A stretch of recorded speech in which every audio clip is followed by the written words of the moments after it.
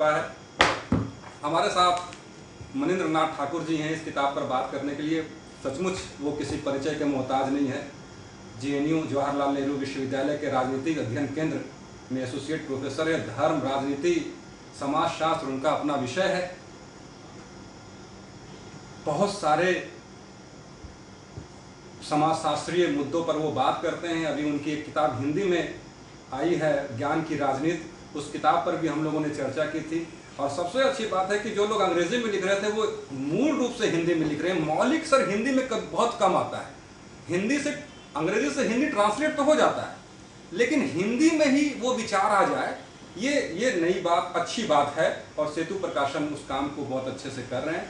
मैं मनिंद्र साहब को आमंत्रित करता हूं कि इस किताब पर सर अपनी बात रखें। आपका बहुत स्वागत करता हूँ। मैं हिलाल साहब को सर मैं चाहता हूँ कि वो बाद में उनके ऑब्जर्वेशन को मैं लूँगा, क्योंकि बहुत सारी बातें ऐसी हो गई है कि हिलाल साहब को जवाब देना होगा। तो मैं चाहता हूँ कि हम लोग अपनी बात खत्म कर ले और उसके बाद उनको कटघरे में खड़े करते हैं। जरूर ठाकुर सर, सबसे पहले तो हिलाल को बहुत बहुत धन्यवाद इस बात के लिए, ये किताब लिखी, और उससे भी ज़्यादा कि इसने मुझे डेडिकेट करके बहुत ज़्यादा किया। मैं इस लायक नहीं हूँ, क्योंकि वो कहते हैं गुरु, लेकिन बात ये है कि जब मैंने पढ़ाना शुरू किया था कॉलेज में, तो हम दोनों में बहुत बड़ा फ़र्क नहीं रहा होगा। मेरा छोटा भाई इनका दोस्त था, तो भैया भैया मुझे कहते थे। हम लोग घर जैसा मामला था और खूब बातचीत करते थे। और हिलाल का मैं बहुत शुक्रगुजार हूँ, क्योंकि मुझे हिलाल ने इस्लाम से परिचय करवाया। मुस्लिमों से मेरा परिचय पहले भी था, क्योंकि मैं सीमांचल से आता हूँ, तो बहुत सारे पारिवारिक दोस्त मेरे थे। हिलाल के साथ बहसें शुरू हुई, धर्म को लेकर बातचीत शुरू हुई, और कोर्स से बाहर की बातचीत ज़्यादा होती थी। फिर हम लोग दरियागंज में बैठते थे जाकर लगातार। दिल्ली 6 में हिलाल कहता था दिल्ली 6 की मानसिकता को समझिए क्या है। फिर मस्जिदों में बैठ के कुरान पे बातचीत होती थी। तो मैं बड़ा शुक्रगुजार इस बात के लिए कि हिलाल ने मुझे दिल्ली में, ख़ास करके दिल्ली में इस्लाम से मेरा परिचय करवाया। कुरान मैंने खरीद के पढ़ना शुरू किया। मैं इस किताब के ऊपर जो बातचीत करूँगा बहुत अकादमिक ढंग से करूँगा, क्योंकि बहुत से लोग बातचीत करेंगे, और भी मुझे लगता है कि मैं पॉलिटिकल साइंस के हिसाब से बातचीत करना चाहूँगा। आमतौर पर हिंदी में जो लोग पढ़ते हैं वो लोग समझते हैं कि हाँ ठीक है, कुछ किताब लिख दी गई है हिंदी में, एक पॉपुलर किताब है, वैसे मुझे लगता है कि पॉलिटिकल साइंस के हिसाब से एक मेजर कंट्रीब्यूशन है ये। और ये किताब उस आंदोलन के लिए एक बहुत महत्वपूर्ण मील का पत्थर है। इस आंदोलन को हम लोगों ने शुरू किया है, जिसमें हिंदी में चिंतन, मनन और लेखन की बात की जाए। जो हमारी भाषा है, जो जन भाषा है, उसमें हम लिखें, लोगों से बातचीत करें, लोगों को समझने में मदद करें, और ख़ुद उनसे हम समझे भी। बिना हिंदी में पढ़े लिखे हम भारत को नहीं समझ सकते। हिंदी मेरा कहने का मतलब है, भारतीय भाषाओं में बिना पढ़े लिखे हम न तो भारत को समझ सकते हैं, न बदल सकते हैं। और इसके लिए सेतु का भी मैं शुक्रगुजार हूँ कि सेतु ने इस प्रोजेक्ट में हमारा साथ दिया, और कई किताबें हमारी आई हैं, और कई और किताबें अभी आने वाली हैं। सबसे पहली बात मैं इसमें करना चाहता हूँ, एक सोशियोलॉजी के प्रोफेसर दिल्ली यूनिवर्सिटी में हैं अभी भी, वो JPS ओबेरॉय। एक बार हम लोगों ने सिख दंगे के बाद कहीं बोलने के लिए उनको बुलाया, तो उन्होंने देखा कि जो लिस्ट में नाम था उसमें क्रिश्चियन था, एक हिंदू था, एक मुस्लिम था, और उनको एक सिख रिप्रेजेंटेटिव की तरफ बुलाया जा रहा था। उन्होंने कहा आई विल नॉट कम। उन्होंने क्यों? कहा कि if I will speak for Sikh then who will speak for humanity. तो ये बहुत सही बात है। मुझे लगता है तब से हम लोग ये सोचने लगे कि we will speak for humanity, not speak for a community. But फिर मैंने थोड़ा सा रिफॉर्म किया। मैंने कहा कि I will speak for the community if by speaking for the community I am speaking for humanity. As long as that is true I will speak for the community, beyond that is not my concern. तो इस मायने में हम दोनों ने ये तय किया एक समय में कि भाई हम लोग, मैं हिंदू हूँ तो मुस्लिम हूँ, और इस आइडेंटिटी को छोड़ने की ज़रूरत नहीं है, क्योंकि इस आइडेंटिटी को छोड़ देंगे हम लोग तो फिर अपने कम्युनिटी के साथ संवाद करने का कोई हमारा मौका नहीं मिलेगा। यदि कोई रिफॉर्म की बात है, यदि हम उनसे संवाद करना चाहते हैं, उनके साथ खड़े होकर हमें संवाद करना पड़ेगा। तो जो आमतौर पर सेक्युलर लोग हिंदुस्तान में हैं, तो पहला काम करते हैं कि अपने धर्म की खूब आलोचना करते हैं। जो आलोचनाएं कई बार बहुत निरर्थक भी रहती हैं, लेकिन ये बताने के लिए तो प्राइवेट और पब्लिक में वो एक डिफ्रेंशिएट कर देते हैं कि प्राइवेट में धार्मिक रहते हैं, पब्लिक में वो अधार्मिक हो जाते हैं। जैसे हमारे एक शिक्षक थे, उनके घर पे मैं पहुंचा तो वो पूजा में बैठे थे, तो मुझे देखते ही कहा मैं नहीं, मेरा बेटा मैंने कहा नहीं कोई बात नहीं, आप कोई अपराध नहीं कर रहे हैं, ऐसा बड़ा अपराध नहीं कर रहे हैं, आप ठीक ही कर रहे हैं। तो हम लोगों ने तय किया है एक समय में कि नहीं, अपने धर्म को समझना, उससे एंगेज करना ज़रूरी है, और हम कम्युनिटी के साथ खड़े हैं, तभी हम कम्युनिटी के साथ संवाद में शामिल हो सकते हैं। मुझे याद है हिलाल का एक वाक़या, जब वो किसी मस्जिद में नमाज़ पढ़ने जाता था, वहाँ एक चादर बिछी रहती थी और उसने वो चादर उठा के फेंक दिया। तो लोगों ने विरोध किया, और इसमें दिक्कत थी हिलाल के साथ कि 5 वक्त का नमाजी था ये, तो वो इसे कह भी नहीं सकता था। और इसने कहा कि भाई मस्जिद में कोई रिजर्वेशन नहीं हो सकता है, चाहे कितना भी आपने फंड डोनेट किया हो। तो बात तो बिल्कुल सही थी। तो ये एक पर्सपेक्टिव है, ये एक पूरा पर्सपेक्टिव है जो धर्म को लेकर हम लोग अभी सोचते हैं, जिसमें लिबरेशन थियोलॉजी जो लैटिन अमेरिका में है, मुझे लगता है कि लिबरेशन थियोलॉजी की शुरुआत भारत में हुई है, और भारतीय स्वतंत्रता संग्राम के दरमियान ये शुरुआत हुई है। और ये किताब इस बात को प्रूव करता है कि केवल हिंदुइज़्म में ही नहीं, इस्लाम में भी लिबरेशन थियोलॉजी की पूरी शुरुआत यहीं पे हुई है, जिसको अभी थियोराइज करना हमारे लिए और भी बाकी है। क्योंकि हिंदुस्तान एक multi cultural, multi religious society बहुत पुराने समय से, किसी भी आंदोलन को करने के लिए उन सवालों से हमें जूझना पड़ता है।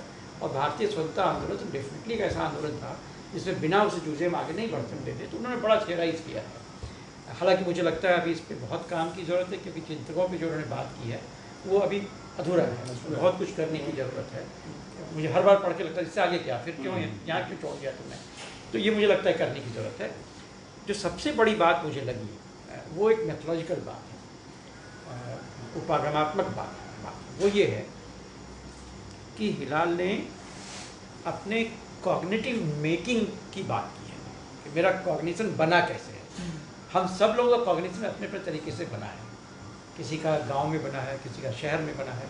और मुझे लगता है ये बहुत बड़ी बात है, क्योंकि जो कॉग्निशन हमारा बनता है, जो सोचने समझने का तौर तरीका हमारा बनता है, वो हमारे जीवन में लंबे समय तक हमें प्रभावित करता है।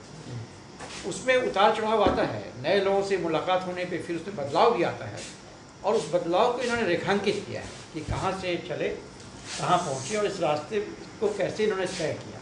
ये एक मेथड की बात है। हर एक समाज अध्ययन के छात्र को मुझे लगता है अपने कॉग्निटिव प्रोसेस को ज़रूर एक्सप्लेन करना चाहिए। जैसे साइको एनालिसिस में होता है, यदि आप साइको एनालिस्ट बनना चाहते हैं तो सबसे पहले अपना साइको एनालिसिस करवाइए।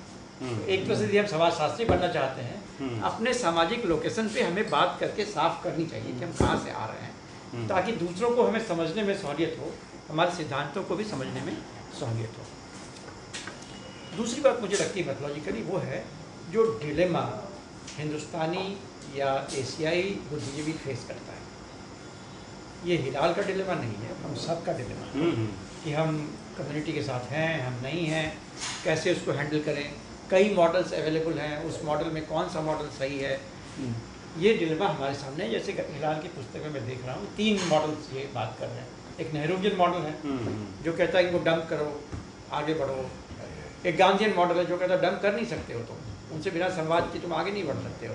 एक सावरकर मॉडल है जो कहता है कि नहीं, उनको डिमीन करो और फिर आगे बढ़ो। तो ये 3 मॉडल्स हमारे पास उपलब्ध हैं, और वो एक डिलेमा क्रिएट करता है हमारे लिए। हम सब लोग इस डिलेमा से सफ़र करते हैं। एक बड़ी अच्छी किताब है छोटी सी, कार्ल यूंग की, अनडिस्कवर्ड सेल्फ, जिसमें वो कहता है मॉडर्न डिलेमा, मॉडर्न मैन का डिलेमा क्या है।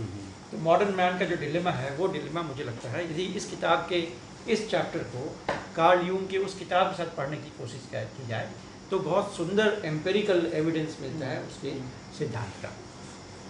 दूसरी बात है मैथोलॉजिकली कि इसमें बड़ा रिसोर्सेज को जो जिस तरह से हिलाल ने लिया है, वो प्लूरलिटी ऑफ रिसोर्सेज को लिया है। जैसे हिलाल को मालूम है कि मेरा बहुत रिजर्वेशन रहता है ये जो सर्वे मेथड को लेकर। कई बार हमारी बातचीत भी हुई है, खासकर CSDS के सर्वे मेथड को मैं ऑथेंटिक नहीं मानता। ऑथेंटिक इसलिए नहीं कि उनका कोई प्रॉब्लम है, मैं ये कहता हूँ जब आप आके मुझसे कोई सवाल पूछते हैं, जो जवाब मैं देता हूँ वो जवाब मेरा है भी कि नहीं मुझे पता नहीं, और उस जवाब को ही आधार बना देते हैं मेरे बारे में जानने का, तो आप फंस जाएंगे। क्योंकि मैं तो खुद ही बदलता रहता हूँ। तो आप यदि मेरे नैरेटिव को पकड़ते हैं तब तो आप शायद मुझे समझ पाएंगे, लेकिन उन जवाबों 10 सवाल के जवाबों के थ्रू पकड़ेंगे तो मुझे समझ नहीं पाएंगे। तो लेकिन हिलाल ने उसमें कई तरह की चीज़ों को एक साथ लेने की कोशिश की है। उसका अपना इम्पोर्टेंस है। जब आप हज़ारों लोगों से मिलते हैं, उनसे एक खास तरह का सवाल पूछते हैं, उन सवालों से एक नंबर निकलता है, उसका एक पैटर्न दिखता है। मैं उसे अंडरमाइन नहीं करता हूँ। हिलाल बड़ा बखूबी कहते हैं कि ये पैटर्न जो है वो कोई सत्य नहीं है, ये सत्य की तरफ ले जाने के लिए इंगित करता है, एक रास्ता देता है कि हाँ अब हमारे बहस को इधर ले जाने की ज़रूरत हो सकती है, या ये भी हम एक्सप्लोर कर सकते हैं। ये अद्भुत तरीका है इससे एंगेज करने का। आमतौर पे जो लोग ये डाटा क्रंचिंग करते हैं वो उसे आखिरी सत्य मान के ही चलते हैं। इवन CSDS के लोग मानते हैं कि ये आखिरी सत्य से आगे कोई सत्य नहीं है, तो हिलाल उससे अलग होते हैं। फिर ये टेक्सचुअल टेक्स्ट को लेते हैं, लिटरेचर को लेते हैं, लोगों के वक्तव्यों को लेते हैं, और उस पर भी आगे बढ़ के जब ये किसी इवेंट को एनालाइज करते हैं और उस इवेंट को एज ए फैक्ट लेते हैं, एज ए रियलिटी लेते हैं, और उसके अंदर जो चीज़ें बनती हैं उससे निकल के फिर विश्लेषण बाहर आता है, तो वो एक बखूबी मुझे लगता है अच्छा मैथोलॉजिकल कंट्रीब्यूशन है। तीसरी बात है, इसमें 3 लेयर्स हैं इस पूरे मैथोलॉजिकल। इसमें एक लेयर है एनालिटिकल, जो इवेंट है, जो एम्पेरिकल है, जिसको एनालाइज कर रहा है। दूसरा लेयर है रिफ्लेक्सिव, सिर्फ वो फैक्ट्स को लाके या इन तथ्यों को लाके ये नहीं कह रहा है तथ्यों के आधार पर ऐसा कहा जा सकता है, बिल्कुल रिफ्लेक्सिव हो जाते हैं, एक ब्रॉड पिक्चर क्रिएट करते हैं। वो ब्रॉड पिक्चर हम आप डिसएग्री कर सकते हैं, लेकिन वो ब्रॉड पिक्चर में कुछ और चीज़ें दिखने लगती हैं जो फैक्ट्स नहीं दिखती हैं। और तीसरी चीज़ है कॉग्निटिव, कि इस पूरे प्रोसेस के बाद आपकी एक सोच बननी शुरू होती है। अक्सर जब सोशल साइंस की किताबें आप पढ़ते हैं तो सोच नहीं बनती है, क्योंकि आप खो जाते हैं उसके तथ्यों में ही, उसके प्रमाण में ही खो जाते हैं। लेकिन ये कॉग्निटिव लेवल तक किताब लेके आपको जाता है, जो मुझे लगता है एक बड़ा अचीवमेंट है किताब का। ये इसके मैथोलॉजिकल इश्यूज़ हैं जो मुझे लगता है कि हमें एज ए सोशल साइंटिस्ट पढ़ने में सहायता करती है। दूसरी बात है, मैं इसके किताब के तीसरे खंड पे जो मूवमेंट्स और जो वायलेंस वगैरह है जिसको एनालाइज करते हैं उस पर ज़्यादा जाना चाहूँगा। पहले खंड के बारे में मैं कल बल्कि जो दूसरा खंड है जिसमें आप चिंतकों की बात करते हैं, इसके बारे में एक छोटी सी बात कह के फिर उसे आगे निकलूँगा। और उसमें बहुत अच्छी बात इन्होंने गांधी के बारे में कही है, जो सबके बारे में लागू होती है, कि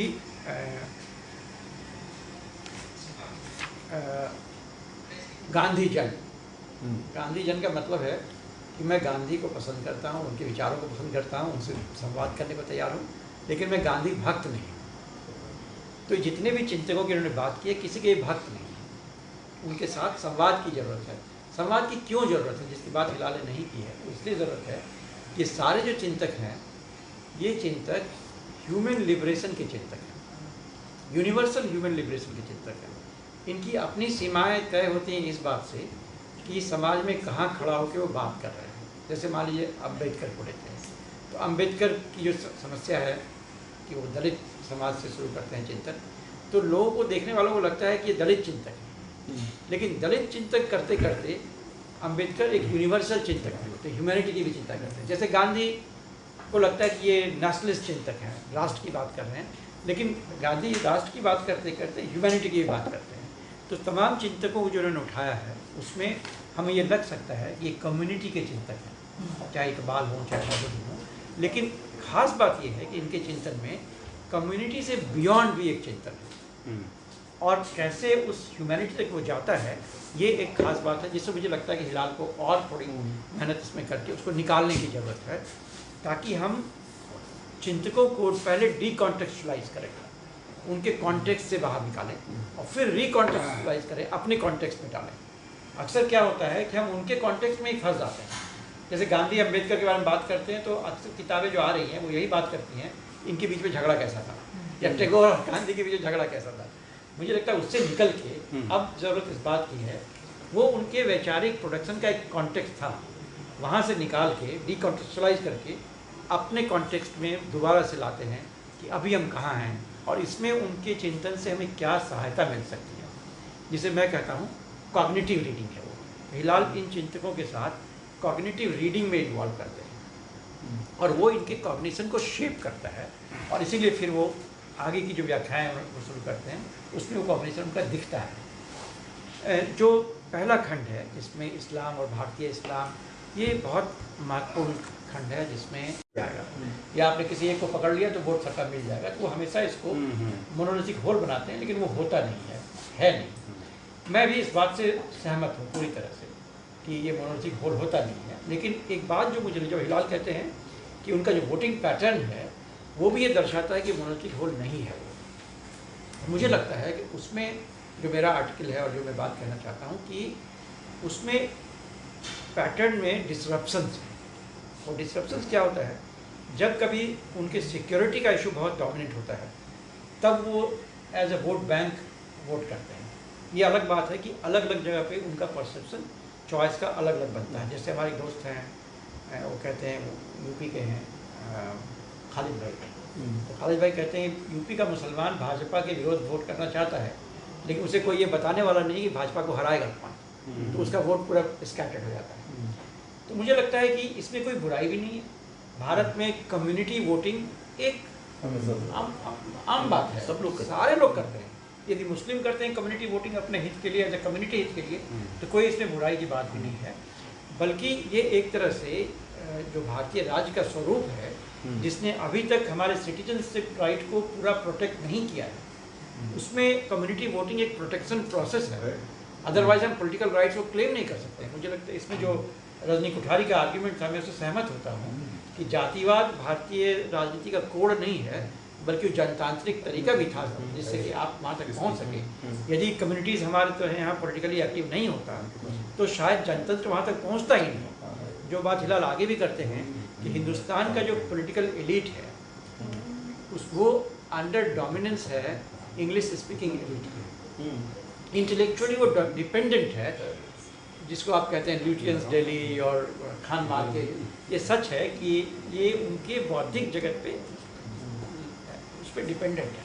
इन्होंने रेंट आउट किया हुआ अपना बौद्धिक कारोबार इस ल्यूटियन डेली के बुद्धिजीवियों को, जिन्हें भारत की समझ नहीं है। मुझे अभी वक्त याद है जब हिलाल के किसी इंटरव्यू में बहुत परेशान हो गया था, तो मैंने कहा हिलाल तुम चिंता मत करो, वेस्ट भी तुमको पकड़ के ले जाएगा, क्योंकि उन्हें ये मालूम हो गया है कि यहाँ का जो इंग्लिश स्पीकिंग एलिट है उनको भारतीय मुसलमान के बारे में कुछ पता नहीं और उन्हें जानने का मन है, तो तुम्हें स्कॉलरशिप देके वो ले जाएगा, क्योंकि उन्हें जानना है, तुमसे ही जान सकते हैं। तो ये जो ऐसा हुआ एक्चुअली वो 10 दिन के बाद ही ऐसा हुआ, 1 महीने के बाद ऐसा हो गया। ये मेरा आकलन था। तो ये जो बौद्धिक जगत है जिसमें कि इंग्लिश स्पीकिंग एलिट्स का बहुतायत है, अब ये बहुत साफ हो रहा है कि उनकी समझ भारतीय राजनीति की बहुत छिछली है। वो समझ नहीं पा रहे हैं कि क्या हो रहा है। जैसे ही भाजपा की सरकार आती है और उन्होंने उन लोगों को मार्जिनलाइज कर दिया है, अब उनको हम कहते हैं कमेटी कमीशन इंटेलेक्चुअल्स, क्योंकि उनको कमेटी कमीशन में जगह नहीं मिलती तो बेचैन हो जा रहे हैं। लेकिन अभी भी वो संघर्ष करने को तैयार नहीं है समझने के लिए कि भारतीय समाज को समझने का दूसरा तरीका क्या है, कहाँ हमारी समझ में कहाँ कमी रह गई, जिससे कि हमें आगे बढ़ने की ज़रूरत है। तो ये वाला हिस्सा मुझे लगता है इस मायने में बहुत ज़बरदस्त है। और जो दलित पसमंदा मुसलमान का चैप्टर है वो ख़ास तौर पे बहुत आँख खोलने वाला है उन लोगों के लिए जो लोग मुस्लिम समुदाय के बारे में नहीं जानते हैं ठीक से। और ये कॉन्ट्रडिक्शन जो है ये रियल कॉन्ट्रडिक्शन है जो इलेक्टोरल पॉलिटिक्स में भी दिखता है, ऐसा नहीं कि वहाँ नहीं दिखता है। मैंने जिस कटिहार कॉन्स्टिट्यूंसी को एनालाइज किया है उसमें दिखाया है कि कैसे मुसलमानों का वोट किसी एक व्यक्ति को नहीं मिलता है। नतीजतन तारिक अनवर जैसे कद्दावर नेता वहाँ पे बराबर हारते रहते हैं, लेकिन 2014 में वो जीतते हैं। और जीतते कैसे हैं तो फिर वो बल्क वोटिंग होता है, कैसे वो प्रोसेस चलता है ये देखने की चीज़ है। और उसमें कैसे उलेमा का रोल होता है या मस्जिद का रोल होता है, ये मुझे लगता है कि समझने की बात है। जो ये वाला हिस्सा है खास करके मुस्लिम सियासत, चुनावी राजनीति और वैकल्पिक नज़रिया, ये हिस्सा मुझे बहुत आकर्षित करता है, क्योंकि इसमें विश्लेषण अपने एपेक्स पे पहुंचता है। जो सोशल साइंस का विश्लेषणात्मक जो क्षमता है हिलाल की, वो अपने एपेक्स पे पहुंचती है जब वो डिस्कोर्सेस को एनालाइज करते हैं। यहाँ मुझे लगता है कि आइडेंटिटी पॉलिटिक्स को कैसे समझा जाए उसका भी एक थियरी इसमें इनहेरेंट है, जो थियोरेटिकली आर्टिकुलेटेड नहीं है इस वक्त, बट इसको हम लोग आर्टिकुलेट कर सकते हैं। वो क्या है, अब अक्सर लोग आइडेंटिटी पॉलिटिक्स को एक मोनोलिथिक होल की तरह समझते हैं। ये हिंदुत्व है तो सारे हिंदू हो गए, हिंदुत्व हैं, सारे मुसलमान उसके साथ हैं। यदि इसे हम लेयर्स में समझें, आप कंसेंट्रिक सर्कल्स की तरह समझें कि कई सारे सर्कल्स हैं, सर्किल विद इन सर्कल्स हैं। एक छोटा सर्किल है केंद्र में जो बहुत ही कम्युनिटी ओरिएंटेड लोगों का है, जो इतिहास को भी कम्युनिटी के इतिहास की तरह से देखता है, हर इंसान को कम्युनिटी के तरह डिफाइन करता है, और भविष्य को भी वो अपने कम्युनिटी के संदर्भ में देखता है। हर चीज़ को कम्युनिटी के संदर्भ में देखता है, लेकिन उसकी संख्या हर एक कम्युनिटी में बहुत ज़्यादा नहीं होती है। फिर बड़े सारे लेयर्स हैं उसमें, जो थोड़े उससे प्रभावित हैं, कम प्रभावित हैं और कम प्रभावित हैं, और एक आउटर लेयर होता है जहाँ की वो बहुत ही कम उस बात से प्रभावित हैं, उनका नज़रिया काफ़ी विस्तृत होता है। लेकिन हर कम्युनिटी ऐसे ही कॉन्स्टिट्यूटेड होता है। लेकिन फिर क्या होता है, जब कोई क्राइसिस होता है, या तो इकोनॉमिक क्राइसिस होता है या सोशल क्राइसिस होता है, ये जो छोटा सर्किल है वो अपने आप को एक्सपैंड करना शुरू करता है। वो जो नैरेटिव बनाता है वो नैरेटिव बाकी नैरेटिव्स को लीनता चला जाता है, और वो बिल्कुल एक्सपैंड चलता है, और जो बाहर की सर्किल में लोग हैं वो भी कंफ्यूज रहते हैं। ये भी सही हो सकता है, वो भी सही हो सकता है, ऐसा भी हो सकता है, वैसा भी हो सकता है। और इसी दुविधा में फिर जो आप देखते हैं कम्युनलिज्म का रूप निकल के आता है, क्योंकि फिर दोनों कम्युनलिज्म या सारे कम्युनलिज्म एक दूसरे को फीड करते हैं। क्योंकि जो नैरेटिव, जो स्मॉलर सर्किल लोगों ने जो नैरेटिव बनाया है, उस नैरेटिव को फीडर मिल जाता है। एक मुस्लिम ने किसी का हाथ काट दिया, तो अब ये हिंदुत्व का स्मॉलर सर्किल, देखो ये इनका तरीका है, जाके हाथ काट देते हैं, तो वो आर्ग्यूमेंट को एक बेस मिल जाता है। या सच्चर कमीशन का रिपोर्ट आया, तो अब उनको एक बेस मिल गया कि देखो हम कह ही रहे थे सारे मुसलमान बैकवर्ड हैं, इस देश ने हमें दिया ही क्या है, इसलिए हमें अलग से एकत्रित होने की ज़रूरत है और सब कुछ करने की ज़रूरत है। ये एक दूसरे को फीड करते हैं। ये थियरी मुझे लगता है इसके अंदर बन रहा है, ये इन मेकिंग है, जिससे मैं इत्तेफाक भी रखता हूँ। मैंने इसको थियराइज भी करने की कोशिश की है, और इसीलिए कई बार आप देखेंगे कि जैसे जैसे ये चीज़ें फ्लक्चुएट करती हैं, तो उससे वोटिंग बिहेवियर पे या राजनीति पे भी अंतर आता है। जैसे मुझे लगता है इसके 5 लेयर्स हैं। पहला लेयर है आइडेंटिफिकेशन का। मैं बिहार से हूँ, आप भी बिहार से हैं, बहुत लाजमी है कि हम एक दूसरे को आइडेंटिफाई करें, आपस में बातचीत करें। तो एक मुस्लिम है, दूसरा मुस्लिम है, आइडेंटिफाई करना बड़ा आसान है। दूसरा होता है आइडेंटिटी फॉर्मेशन का। जब हम ये कहते हैं कि नहीं चलो सब मुस्लिम्स को एक साथ बैठना चाहिए, सब बिहारियों को एक साथ बैठना चाहिए। तीसरा होता है आइडेंटिटी कंसोलिडेशन का। जब हमने तय कर लिया कि महीने में एक दिन हम मिलेंगे और बातचीत करेंगे और अपने मुद्दों के ऊपर बातचीत करेंगे, और हमारे क्या मुद्दे हैं उस पर हम नेगोशिएट करने की कोशिश करेंगे, और जहाँ भी रिसोर्सेज को जोड़ने की कोशिश करेंगे ताकि उन मुद्दों का समाधान कर सकें। चौथा है आइडेंटिटी पॉलिटिक्स का। जहाँ तक हम ये सोचते हैं कि ये डेमोक्रेटिक प्रोसेस है, इसमें हम ये एक साथ होते हैं, हमारे पास इतना वोटिंग कैपेसिटी है, अब हम लोग इसमें बार्गेन कर सकते हैं, कहीं जा सकते हैं। और फाइनली होता है आइडेंटिटी कॉन्फ्लिक्ट का। ये फेलियर हो गया पॉलिटिक्स में या सक्सेस हो गया पॉलिटिक्स में, तो अब उसमें हम कंसोलिडेट करने के लिए फिर पॉलिटिक्स करना शुरू करते हैं। जब 3 जो पहले लेयर हैं, आइडेंटिफिकेशन, आइडेंटिटी फॉर्मेशन और आइडेंटिटी कंसोलिडेशन, ये 3 लेयर्स बड़े न्यूट्रल से लेयर हैं। ये पॉलिटिकली न्यूट्रल लेयर है। इससे हम एसोसिएशंस फॉर्म करते हैं, अपने इंटरेस्ट का ध्यान रखते हैं, क्राइसिस हो गए तो फंड मोबिलाइज करते हैं। उसके बाद के जो 2 लेयर हैं उसमें हम एक्चुअली एक अदर क्रिएट करते हैं, जिसमें अदरनेस भी क्रिएट करते हैं। फिर वो अदर क्रिएट करने के लिए हम हर एक डिफरेंस को या इतिहास का उपयोग करते हैं, और पॉलिटिक्स का उपयोग करते हैं, और वायलेंस का उपयोग करते हैं, तमाम तरह के स्ट्रैटेजी अपनाते हैं कि हम, हमारा जो बाकी ग्रुप है, जो बाकी सर्किल के लोग हैं, वो अदर से हेट कैसे करेंगे, क्योंकि जितना वो हेट करेंगे उतना ही हम अपने को कंसोलिडेट करेंगे। ये प्रोसेस फिर शुरू होता है। इस प्रोसेस को समझना बहुत ज़रूरी है। यदि हम कोई इंटरवेंशन इसमें करना चाहते हैं तो उसमें अक्सर क्या होता है, वामपंथी जो हमारे दोस्त हैं वो क्या करते हैं, इस पूरे को खारिज कर देते हैं, एक साथ ही खारिज कर देते हैं। लेकिन ये जो आइडेंटिफिकेशन की बात होती है, कंसोलिडेशन की बात होती है, उसको फील नहीं कर पाते हैं, तो उनका स्ट्रैटेजी फेल कर जाता है। जैसे आपने जो पाकिस्तान में उनके हत्या की बात करी है, गवर्नर की हत्या की बात की है, बड़ा अच्छा विश्लेषण है, और मुझे पहली बार ये विश्लेषण मिला, क्योंकि बहुत जगह मैंने पढ़ने की कोशिश की कि हुआ क्या, ऐसा क्यों हुआ। एक सेक्युलर कहते हैं, बहुत सेक्युलर और सूफी मॉस्क था, वहाँ पे उनके साथ रख दिया गया, उस ट्रेडिशन के लोग थे। तो जो आपने बात कही कि भाई उसका ये भी देखिए कि उस आदमी की पर्सनालिटी कैसी थी। एज ए व्यक्ति वो बहुत बेकार था, एज ए पॉलिटिकल पोजीशन वो ह्यूमन राइट्स का पोजीशन ले रहा था। न्यू लिबरल रेजीम में कई सालों तक वो आदमी पॉलिटिक्स से बाहर होकर पहले धनोपार्जन करता रहा, और पाकिस्तान में जो कोई धनोपार्जन कर रहा है तो वो कफन चोरी ही करता होगा। कि वहाँ जो हालात हैं पाकिस्तान के, तो वहाँ ये हालात हैं। तो ऐसे में आपको इस कॉम्प्लेक्सिटी को समझना होगा। आप यदि सिर्फ ये कहेंगे कि ये सेकुलरिज्म का फेलियर हो गया या सूफीज़म का फेलियर हो गया, ये सही नहीं है। पूरे सिस्टम को आपको समझने की जरूरत है कि नफरत आई कहाँ से। ये मुझे लगता है कि उस चैप्टर में खास करके जो ये बात आपने उठाई है कि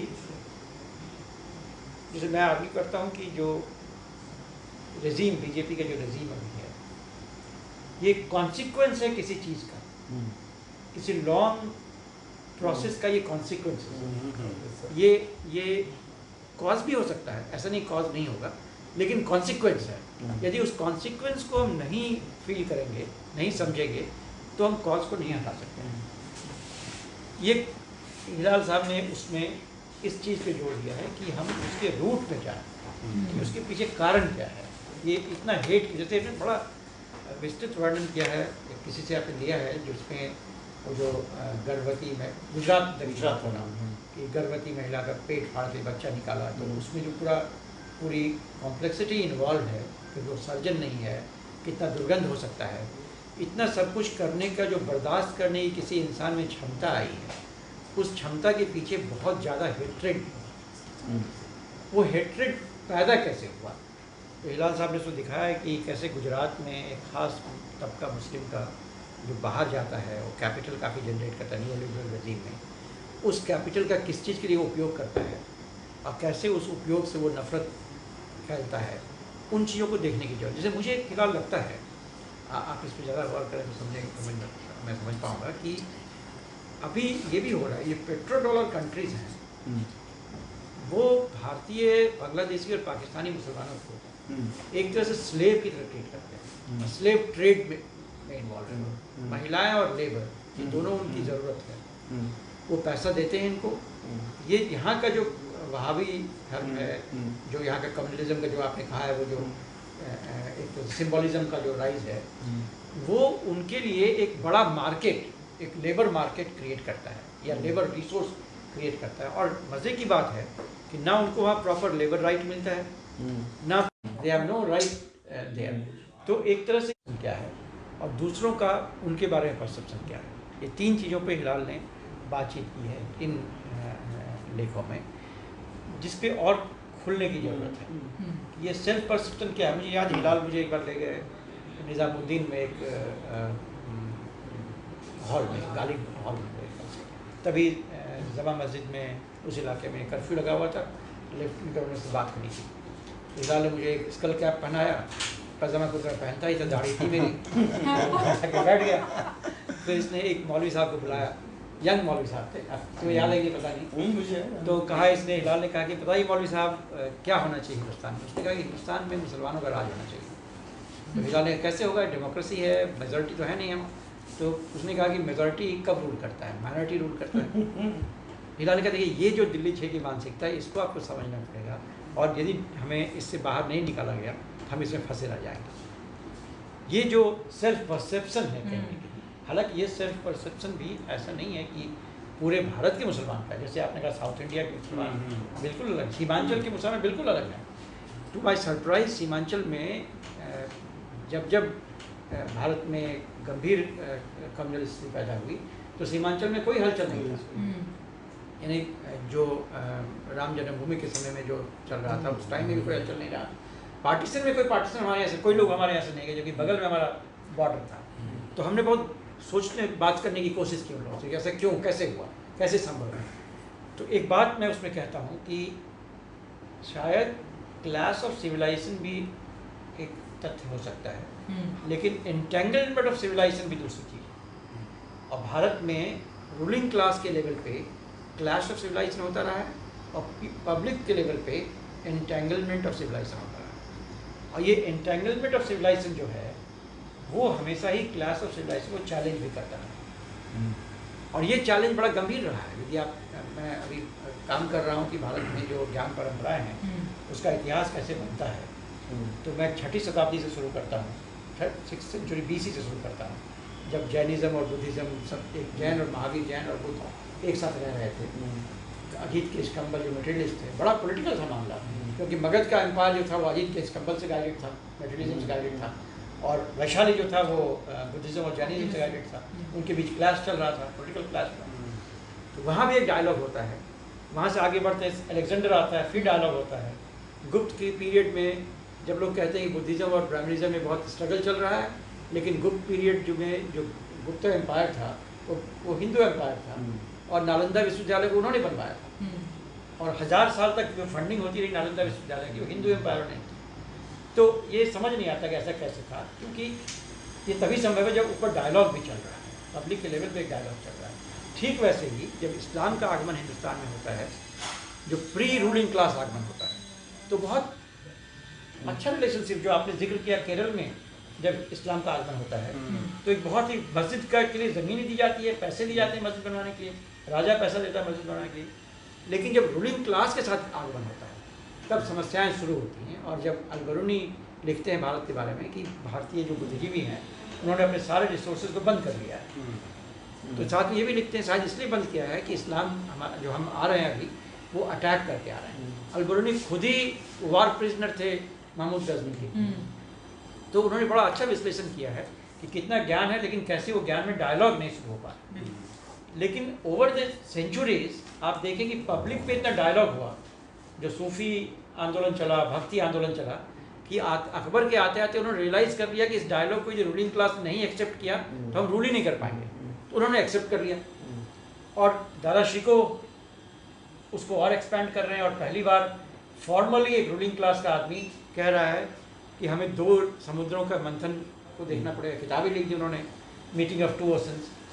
और दारा शिको का मारा जाना और जिस ब्रुटैलिटी के साथ उसको मारा गया था, उस ब्रुटैलिटी के पीछे कारण ये नहीं था कि बहुत भाई से नफरत करता था, बल्कि वो उस रूलिंग एलीट को जस्टिफाई करना चाहता था। उस किताब के चलते उन्हें सजाए मौत दी गई और इसलिए उसको जस्टिफाई कर। ठीक वही बात हुई दारा शिको के बाद। ये dialogue at the people's level रुका नहीं, वो चला। ब्रिटिशर्स आ गए, समय बदल गया, डायलॉग शुरू हुआ। डायलॉग एक्चुअली पीक पर पहुँचता है जब फ्रीडम स्ट्रगल शुरू होता है। और हिलाल ने जिन चिंतकों की बात की है वहाँ डायलॉग की ज़बरदस्त पीक पे जाता है, लेकिन जैसे ही वो पीक पे पहुँचता है फिर एक हत्या होता है, गांधी की हत्या होता है।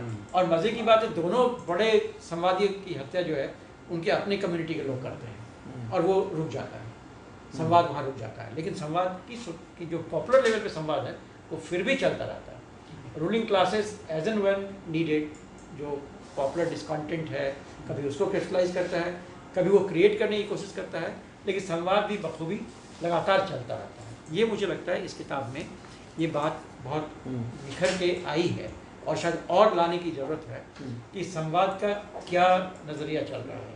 हिलाल ने जिस तरह से गुजरात पे बात की है या पाकिस्तान पे बात की है, उसमें ये संवाद शायद अभी छूटा हुआ है। विनीस मरियम का जो गुजरात पे काम है बहुत अच्छा PhD है उसका इसी बात पे कि कैसे रूलिंग क्लास कैसे देखता है और पब्लिक कैसे देखती है। क्योंकि उसका भागलपुर पे भी एक काम है, भागलपुर दंगे पे काम है, जो बताती है कि भागलपुर दंगे के बाद जो मस्जिद वहाँ तोड़ा गया था, उस मस्जिद के निर्माण के लिए वहाँ के हिंदुओं ने चंदा जमा किया और मस्जिद बनाया। तो जो हीलिंग साउथ एशिया में मुझे लगता है इतने सारे कम्युनिटीज़ बिना किसी रिलीजियस वॉर के इसलिए रह पाए हैं कि ये जो पब्लिक के लेवल पे हीलिंग का एक प्रोसेस चलता रहता है, साइमल्टेनियसली चलता रहता है। मेरा एक प्रोजेक्ट है जिससे मैं देख रहा था कि सीमांचल में संवाद कैसे होता है। तो एक ख़ास जगह पर मैंने देखा कि मचान एक चीज़ होती है, एलिवेटेड बांस का जो बना होता है, वो कॉमन प्लेटफॉर्म। मचान और दलान में बड़ा फ़र्क है। जब दलान पे कोई आएगा तो आपको चाय पिलानी पड़ेगी, खास लोग दलान पे जाएंगे। मचान एक क्या कहते हैं उसको, एलिवेटेड, हाँ वो जो पब्लिक स्फेयर है, जनमंच। हाँ जनमंच है, दीवाने आम है वो दीवाने। दलान जो है दीवाने खास है, और मचान जो दीवाने आम है। तो मैंने देखा कि मैंने ये देखने की कोशिश की कि मचान पे कौन लोग बैठते हैं, किस तरह के लोग बैठते हैं। मैंने 35 मचानों का अध्ययन किया, लगभग सब पे मल्टी कास्ट और मल्टी रिलीजन बैठा करता था, और वहाँ पे बहुत सारी बातें होती थी। जैसे 2 घटनाओं का मुझे जिक्र मिला। एक बार दंगे की नौबत बन गई और मचान उधर से जाने वाले जो लोग थे वहाँ बैठे हुए थे, उन्होंने बताया कि वहाँ दंगे की नौबत बन रही है। तो इस इलाके के बुजुर्गवा जो हिंदू मुस्लिम कम्युनिटी दोनों के थे, पैदल उस गांव में पहुँचे और 7 दिन तक वहाँ रहे और उस कॉन्फ्लिक्ट को उन्होंने रिजॉल्व किया। ये इनका रिजॉल्व करने का और पॉपुलर लेवल पे संवाद करने का अपना तरीका था। पुलिस बुलाने की जरूरत वहाँ नहीं पड़ी, अपने आप को संवाद हुआ, अपने आप उन्होंने रिजॉल्व किया। ये जो सेल्फ रिजोल्यूशन का प्रोसेस है पॉपुलर लेवल पे साउथ एशिया में, वो बहुत ज़बरदस्त है। एक किताब है इन सर्च ऑफ शिवा इन पाकिस्तान, खालिद कुछ नाम है उनका, जो जर्नलिस्ट है, एंथ्रोपोलॉजिस्ट एंड जर्नलिस्ट है, वहाँ पे एथनोग्राफर है। तो उसने पाकिस्तान में कहा कि जो यहाँ का शिवा का कॉन्सेप्ट है ये pre Hindu pre Islamic time से चला आ रहा है, और उसने हिंदुज़म को भी सर्वाइव कर लिया है, इस्लाम को भी सर्वाइव कर लिया, और अभी भी वो चल रहा है। तो ये जो पॉपुलर लेवल का पॉपुलर रिलीजन है और पॉपुलर एंगेजमेंट्स है, जिसको मैं कहता हूँ एंटेंगलमेंट ऑफ सिविलाइजेशन, वो मुझे लगता है कि बहुत इम्पोर्टेंट है जो इसमें निकल के आता है, और उसमें और भी चीज़ों को लाया जा सकता है। हर एक कहानी मुझे थोड़ी अधूरी लग रही है अभी, क्योंकि मुझे लगता है कि जल्दी में चलो अब एक चीज़ निकल गई, अब इसके बाद इस पर काम किया जाए। और ख़ास बात मैं बताना चाहता हूँ कि किताब हिलाल माने न माने, मैंने अपनी किताब के बारे में भी ऐसा कहा, और इसके बारे में भी कहूँगा कि knowledge is a collective project and it is also collective project. कई सारे दोस्त और भी हैं जो इस तरह की बातों पर बात कर रहे हैं, और जो हमारा ग्रुप है जिसे क्रिएटिव थियरी ग्रुप कहते हैं, जो इन चीज़ों को लेकर बहुत शिद्दत से सोच रहा है, उस ग्रुप के लिए ये एक बहुत बड़ा कंट्रीब्यूशन है। क्योंकि जैसा अक्सर होता है कि किसी भी ग्रुप में मुस्लिम और इस्लाम पे सोचने वालों की संख्या कम होती है, और खुल के बातचीत तो बहुत कम होती है, खास करके यदि आप थोड़ा लेफ्टिस्ट हैं, थोड़ा सेकुलर हैं, तो आप उसमें बातचीत नहीं करते हैं। हिलाल बखूबी बातचीत करते हैं, हम दोनों खूब जम के बातचीत करते हैं। हम दोनों की कई बार आलोचनाएँ इस बात को लेकर होती हैं, लेकिन शायद ना तो उन्हें कॉम्युनल कर सकता है कोई, ना मुझे कर सकता है, क्योंकि हम दोनों दोस्त नहीं हैं। तो ये इस किताब की बड़ी देन है, और बहुत बहुत धन्यवाद किताब के लिए, बहुत बहुत बहुत शुक्रिया सर, बहुत शुक्रिया आपका। और 14-15 शताब्दी को सर कलेक्ट कर लेना और उस पर एक मुकम्मल किताब लिख देना, ये तो मतलब इस पर सोचना ही नहीं चाहिए कि ऐसा हो सकता है, इम्पॉसिबल है ये। लेकिन जितना है वो काफ़ी है, बहुत है। और संवाद के कई डायमेंशन होते हैं, अपने अलग अलग डायमेंशंस होते हैं, और उन्होंने अपने डायमेंशंस रखे हैं हिलाल साहब ने। बहुत सारे सवाल हैं अभी भी अनुत्तरित हिलाल साहब को, इसलिए मैं चाहता हूं कि कुछ वक्त दूं और वो अपनी बात रखे, चूँकि ये इस किताब का एक प्रोसेस होगा, एक यात्रा तो होगी ही, और ये बहुत लंबी यात्रा होगी। भले ये किताब 2-3 साल 4 साल में लिख दी होगी इन्होंने, लेकिन हमें लगता है कि लंबी यात्रा के बाद इस किताब को आपने इस रूप में दिया है। तो मैं चाहता हूं कि उस यात्रा पर आप थोड़ी सी बात करें और इस किताब पर प्रकाश डालें, क्योंकि हम लोगों ने जितनी बात करनी थी सर हम लोगों ने कर ली है, और अभी बहुत बात होनी है, ये तो शुरुआत है। हाँ, तो हिलाल साहब आपसे मैं रिक्वेस्ट करता हूं कि आप अपनी इस किताब की यात्रा के बारे में कुछ बात रखें। देखिए, यात्रा, सबसे पहले तो बहुत बहुत शुक्रिया कि आपने ये मौका दिया और इतना कुछ मुझे जानने को सीखने को मिला। 2 चीज़ें बिल्कुल ईमानदारी से, मुझे फॉर्मल होना नहीं आता, औपचारिक नहीं होगा। दूसरी चीज़ ये है कि हम दोनों में बात नहीं हुई थी आज, मतलब हम दोनों में बात नहीं हुई है, ठीक है। इसलिए उस्ताद हुनर सिखाता है। ये 6 पॉइंट जो उन्होंने बताए हैं, ये जो कलेक्टिव प्रोजेक्ट है, बिल्कुल इसके 4 पॉइंट मैं भी लिख कर लाया हूँ, बिना हमारी बात नहीं हुई है, ठीक है। और हम लोग इतनी ईमानदारी रखते हैं कि जब मैं इनकी किताब पे बोलने आया था तो इन्होंने और हमने बात नहीं की थी। तो कलेक्टिव प्रोजेक्ट है, तो जो अभी मणि जी ने बोला है, जी जी, मैं अभी नोट कर रहा था, ये सर्किल वाला जो पूरा ये आइडिया है कम्युनिटी फॉर्मेशन का, एग्जैक्टली इसका जवाब मैं अभी आमना जी के सवालों के जवाब में मैं लिख रहा था, बिल्कुल इसी फ्रेमवर्क में, ठीक है। तो उस्ताद तो आपको शेप देता है तो वो चीज़ है, और मतलब ये वाकई में एक कलेक्टिव प्रोजेक्ट है। मैं खुद बहुत संतुष्ट नहीं हूँ, अभी इस पे बहुत काम होना बाकी है। लेकिन एक चीज़ है, जल्दबाजी तो नहीं कहना चाहिए, लेकिन ये लगा कि इसको अब ले आते हैं, क्योंकि अभी अगर ये फिर लेट हो जाएगा तो इस पर बहुत काम की ज़रूरत है। मैं खुद बहुत इस पर खुश नहीं हूँ। और लोग भी करेंगे, हाँ, मतलब फ़ायदा होता है कि हाँ, और लोग भी करें इस पर, और सोचें। और जो दक्षिण वाली बात है वो बहुत इंपॉर्टेंट बात है, बिल्कुल मैं उससे सहमत हूँ। तो वो सब चीज़ें पर और लोगों को करना ज़रूरी है। 2-3 चीज़ें मैं जवाब नहीं है। ये केवल जो बातचीत हुई है उसमें मैं और कुछ उसमें इजाफा करना चाहता हूँ, और यही तरीका है हमारे इस पे आने का। पहली बात तो ये कि जो आपने यात्रा का वर्णन की बात की, उसका कुछ हिस्सा मैंने जी ने बताया है। ये बहुत व्यक्तिगत चीज़ें होती हैं, हर आदमी की अपनी एक यात्रा होती है, और वो उसको इसीलिए मैंने आत्मकथा नहीं आत्मकथ्य कहा है। वो जानेगा कैसे, कोई भी पाठक जानेगा कैसे कि जब तक आप ये नहीं जानेंगे कि वो तर्क तक कैसे पहुँचा, क्योंकि वो जो मेरी भूमिका है उसका अंतिम भाव वो उसका निचोड़ है कि मैं क्या समझता हूँ। लेकिन अगर आप उस यात्रा को नहीं समझेंगे तब आप ये नहीं हो जाएंगे। लेकिन उसमें मैंने एक चीज़ का बहुत ध्यान रखने की कोशिश की है। पहली चीज़ तो ये कि कहीं ये आप जब भी अपनी बात कहते हैं तो अच्छी बात कहते हैं, आप घटनाओं को बहुत सूक्ष्मता से उनका चयन करते हैं और एक ऐसा कॉन्फ़िगरेशन बनाते हैं जिसमें कि आप बिल्कुल आपकी छवि हीरो की है। हम सब करते हैं, और आत्मकथा की सबसे बड़ी कमी यही है। तो इसमें इससे बचने के लिए मैंने 2-3 चीज़ें करने की कोशिश की है। वो इसमें नहीं है, मतलब वो इस किताब में नहीं है। अंग्रेज़ी की मेरा एक लेख है आइडेंटिटी मेथड के ऊपर, तो उस लेख में इसकी चर्चा है, जिसमें कि मैं 3 बातें कहता हूँ कि जब भी हम किसी विषय वस्तु पर शोध करें तो हमें क्या करना चाहिए। पहली चीज़ तो ये कि हमें उस विषय वस्तु के साथ में उसूली दूरी बनानी पड़ेगी। अगर हमने उससे उसूली दूरी नहीं बनाई तो हम प्रतिनिधि बनने का ख्वाब देखने की कोशिश करेंगे। हमें उसूली दूरी बना कर रखना पड़ेगा। मणि जी हिंदू समाज का प्रतिनिधि नहीं है, मैं मुस्लिम समाज का प्रतिनिधि नहीं हूँ, लेकिन हम उस खुलेपन से जिस ओर अंकित जी इशारा कर रहे थे, हम उससे समझना चाहते हैं, तो हमें दूरी बना कर रखनी पड़ेगी।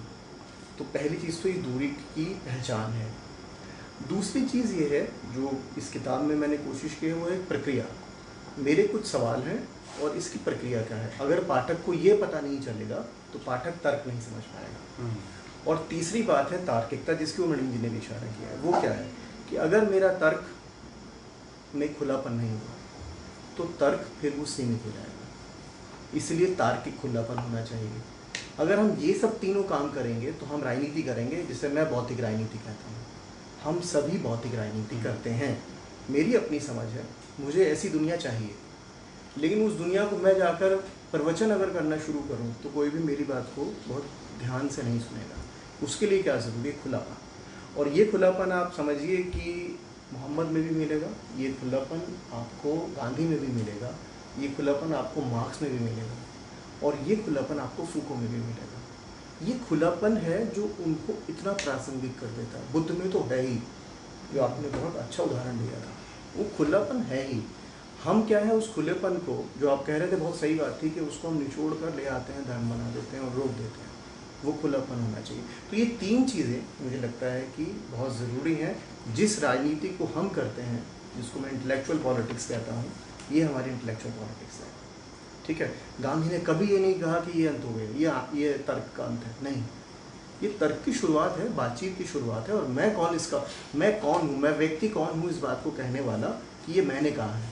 क्योंकि सामाजिक प्रक्रियाएं हैं, कुछ चीज़ें इधर उधर से आई हैं, उनको मैंने सिंथेसाइज करके प्रोड्यूस कर दिया। इसके अलावा कुछ मैंने नहीं किया। एक दूसरी बात जो मैं कहना चाहता हूँ वो ये है कि ये बात आपने पूछी नहीं है पंकज जी, लेकिन आई है। ये आपके जो कमेंट था उससे जो मैंने समझा, उसमें 2 सवाल बड़े अहम थे। एक सवाल था कि कुछ खास, और आमना आपने भी उस तरफ इशारा किया, कुछ खास व्याख्याएं हैं इसमें। आपने कहा कि हाली, वाकई में हाली का जिक्र नहीं है इसके अंदर वहीदुद्दीन खान का जिक्र नहीं है, मुशीरुल हसन का है। तो ऐसा क्यों मैंने किया? ऐसा जानबूझ कर किया। पहली बात तो सिलेक्शन बहुत जानबूझ के होता है, और उसी तरह से जब आप लिखने हैं किसी व्यक्ति के ऊपर, तो एक्सक्लूजन भी बहुत ही सोच समझ के करते हैं। तो मेरे 2 पैमाने थे। एक, इन व्यक्तियों के साथ में, इन विचारकों के साथ में कहीं ना कहीं पर एक स्वीकार्यता भी है और विवाद भी है। मैं विवाद को भी जानना चाहता हूँ। हाली के साथ में विवाद इतना नहीं है, गालिब के साथ में विवाद नहीं जुड़े हुए, इन लोगों के साथ विवाद जुड़े हुए, तो विवादास्पद भी हैं, स्वीकार्य भी हैं। तो पहली चीज़ तो मुझे लगता है ये होनी चाहिए, आप जब भी किसी थिंकर को पहचानें, उस पर काम करने के लिए, तो देखिए कि उसकी स्वीकार्यता तो है। इकबाल पर अजीब बात है, एक तरफ इकबाल यहाँ भी हीरो और पाकिस्तान में भी हीरो, क्यों? इसका जवाब देने की कोशिश मैंने की है। दूसरी चीज़ ये है जो कि, और आपने बहुत सही कहा पंकज जी, आप बिल्कुल सही पकड़ा, सियासत की बात ज़्यादा है, इस्लाम की बात तो कम होगी। मैं विद्यार्थी हूँ सियासत का, तो मुझे उसमें ज़्यादा दिलचस्पी होगी, मेरा अपना एक वेंटेज पॉइंट है। तो ये सभी लोग जो हैं ये राजनीतिक तौर से प्रासंगिक रहे हैं, पाँचों छः मुशुर हसन भी, ठीक है। मेरी बेहद असहमतियाँ होने के बावजूद मैं उनको भारतीय इस्लाम को समझने का संदर्भ बिंदु मानता हूँ, मैं उनसे असहमत हूँ, उनकी पोजीशन से मैं बिल्कुल कंप्लीट डिसएग्रीमेंट है, लेकिन वो इम्पोर्टेंट है, ठीक है। और ये बात मैंने उनके मुंह पर भी कही जब वो जिंदा थे, और अच्छी बात ये थी कि उन्होंने स्वीकार की। तो ये डिसएग्रीमेंट्स हमारे होने चाहिए, अगर हमारी डिसएग्रीमेंट्स नहीं होंगे तो हम फिर बात कैसे करेंगे। जैसे मणि जी ने कहा एक लेख लिखा और हमने बात नहीं की थी, एक लेख इन्होंने लिखा, उस लेख का मैंने जवाब पूरी तरह से आलोचनात्मक था, और लोगों को ये लगा कि यार ये तो बड़ा गुरु चेला बने फिरते हैं, इनमें झगड़ा हो चुका है, लेकिन वैसा नहीं है। अगर हम आलोचनात्मक नहीं बनेंगे तो फिर बातचीत नहीं हो पाएगी, और हमारे तो डिफरेंसेस बहुत हैं, उतने जितने की स्वीकार्य चीज़ें हैं, लेकिन हम जब हम पर्सनल होगा मामला तो मुझे मालूम है, मुझे जब ज़रूरत होगी तो ये आएंगे, और इनको जब ज़रूरत होगी तो मैं आऊँगा, वो व्यक्तिगत है। लेकिन जहाँ विचार की बात आएगी, जो इन्होंने हमें सिखाया है वो यही कि हम किसी को छोड़ेंगे नहीं, ये भी नहीं छोड़ते हमें आज। दूसरी बात, दूसरा सवाल जो था वो बहुत महत्वपूर्ण सवाल था कि जो दीन वाली बात थी पंकज जी ने कही, मुझे बहुत पसंद आई वो बात। कुरान की जो मेरी समझ है उसमें जो मोहम्मद साहब का जो अंतिम ये है खुतबा, वो बहुत महत्वपूर्ण है उसमें, मैंने उसका एक हिस्सा लिया है। और कुरान की बहुत सारी ऐसी आयतें हैं, मैं बहुत ज़्यादा पढ़ता हूँ कुरान की बहुत सारी आयतों में ये बात बहुत स्पष्ट है कि मोहम्मद साहब जो हैं वो अंत में जाकर एक कम्युनिटी बनाते हैं, ठीक है, और एक मेथड भी देते हैं, एक पद्धति है, एक समुदाय है, लेकिन और पद्धतियाँ और समुदायों का वो अंत नहीं कर रहे। एक ओपननेस है, ये कम्युनिटी तो है जो अब मैं अगर एक मुसलमान परिवार में पैदा हुआ हूँ तो ये मैं डिफ़ॉल्ट मैं उस कम्युनिटी का हिस्सा बन गया, लेकिन इस डिफ़ॉल्ट को अगर मैं मोहम्मद के नज़रिए से देखूँ तो वो ये नहीं कहेंगे कि ये मेरे दुश्मन है या इनका रास्ता गलत हो सकता है, इनका भी अपना रास्ता है, मेरा भी अपना रास्ता है। जब तक हम संवाद नहीं करेंगे, और मोहम्मद की पूरी बात में संवाद है, उनका जो खुतबा है आखिरी वो बहुत महत्वपूर्ण खुतबा है। तो इसीलिए मुझे लगता है कि जो दीन की बात पंकज जी ने की वो बहुत महत्वपूर्ण है कि सब दीन एक रहेगा, राइटियसनेस एक है, उस तक पहुँचे हम कैसे, उसके खुलेपन को हमें समझना पड़ेगा। तो ये आमना जी आपने जो कहा उसमें मैं, और इसीलिए जो दो सवाल मैं मिला रहा हूँ, दो सवाल बहुत ज़रूरी सवाल हैं। जो मणि जी ने कहा, मैंने जैसे कहा कि मैंने वो चीज़ें लिख ली थी जो उन्होंने बाद में बोली, तो हम किस तरह सोचते हैं और सोचने का नज़रिया किस तरह से, आप एक तरह सोचना शुरू करते हैं तो आपका एक स्ट्रक्चर बन जाता है। तो जो इन्होंने ये कहा कि आखिर अगर मैं उसको दूसरी तरह से कहूँ, कम्युनिटी फॉर्मेशन वाले जो आपके 6 ये चीज़ें हैं, तो उसमें अगर मैं ये कहूँ कि इसका एक एपरेटस बनता है, और वो एपरेटस फंक्शन कैसे करता है, एक तंत्र बनता है, और वो तंत्र किस तरह से अपना काम करता है। तो पहला होता है किसी परिघटना का होना। अगर मैं आपके 6 पॉइंट्स को एपरेटस के दृष्टिकोण से देखूँ, आपने कहा कि ये 6 आधार हैं जिसके आधार पर कम्युनिटी फॉर्मेशन हो रही है।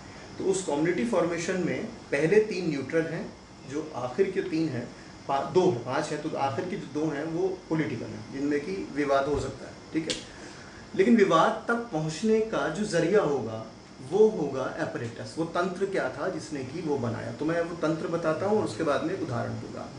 तंत्र ये है कि परिघटना हुई, जैसे अभी थोड़े दिन पहले ही हुआ, एर्दोगान जैसे ही जीते टर्की में, वैसे ही कुछ मुसलमानों ने फेसबुक पर उनकी प्रशंसा कर दी।